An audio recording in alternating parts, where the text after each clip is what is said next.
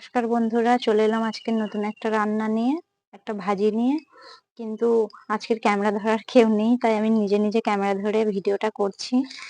আজকের বানাবো কুমড়োর ছাল নিম পাতা দিয়ে ভাজা। এদিকে আমি ভাত বসিয়ে দিয়েছি। আর একা একা যেহেতু ভিডিওটা করছি, যদি না কিছু একটু যদি ভুল ত্রুটি হয় কিছু মনে করবেন না।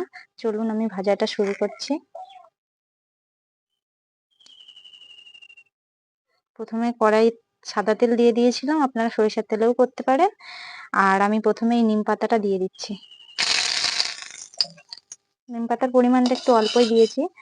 আমি কুমড়োর ছাল, পটলের ছাল, ঝিঙের ছাল এগুলো ফেলে দেই না। আমি বিভিন্ন রকম ভাজি করে খেয়ে নেই বা ভর্তা বানিয়ে। তো আজকে আমি এই কুমড়োর ছালটার ভাজি বানাচ্ছি। তাই কড়াইয়ের তেল গরম হয়ে গেছে, আমি কেটে রাখা কুমড়োর ছালটা দিয়ে দিচ্ছি। প্রথমে নিম পাতা দিয়ে দিয়েছি, এবার আমি কুমড়োর ছালটা দিয়ে দিলাম।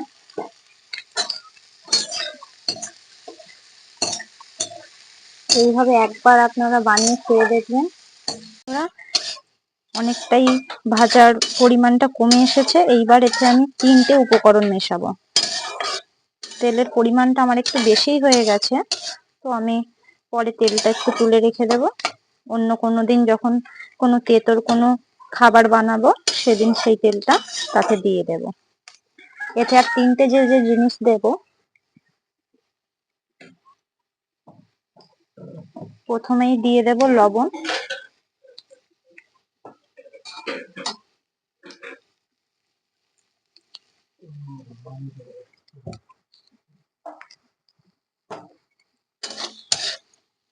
দিয়ে এবার দিয়ে দেব হলুদ গুঁড়ি।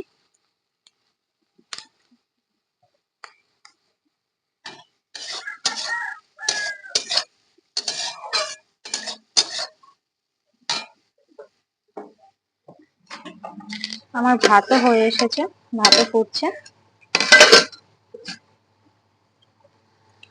আর একটাই জিনিস এসে মেশাবো, সেটি হচ্ছে চিনি। তবে সেটি মেশানোর অনেকটাই লেট আছে, সেটা আমি মিশিয়ে আপনাদেরকে দেখাবো, মেশানোর সময় দেখাবো। আর একটু ভাজা হবে। আমি তো এই ভাজিটা বানালে আমার আর কিছু লাগে না, সকাল হোক বা দুপুর এইটা দিয়েই আমার খাওয়া হয়ে যায়। এটা আমি সকালে খাওয়ার জন্য বানাচ্ছি। এই যে গরম ভাত আর এই ভাজি। ভাজাটা অনেকটাই ক্রিস্পি হয়ে এসেছে। এইবার এতে আমি চিনি দিয়ে দেবো।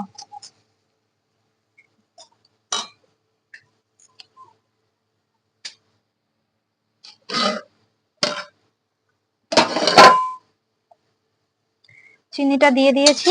এইবারে আর কিছুক্ষণ নেড়ে নেব। এই চিনিটা যতক্ষণ না গলে যাচ্ছে, এই চিনিটা গলে গেলে, এই ভাজির সাথে মিশে গেলে ভাজিটি আরো ক্রিস্পি হবে এবং টেস্টও হবে ভালো খেতে।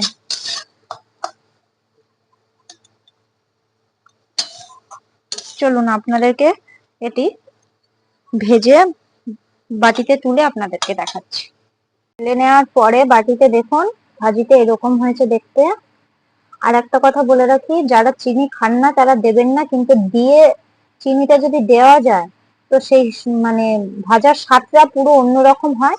এটাতে চিনিটা দেওয়াটা খুবই জরুরি। এইভাবে ভাজিটা একবার খেয়ে দেখবেন।